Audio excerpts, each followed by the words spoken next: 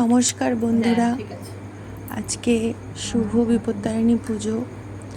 মানে এটা গতকাল হয়েছিল আমার বাড়িতে পুজোটা, তাই লেট আপলোড হলো। বিপত্তারিণী মায়ের পুজোর দিন একটু ছোট করে যা আয়োজন হয়েছে ঘরে, তাই তোমাদের সাথে শেয়ার করলাম। মা বিপত্তারিণী সবাইকে আশীর্বাদ করুক, সবাইকে রক্ষা করুক।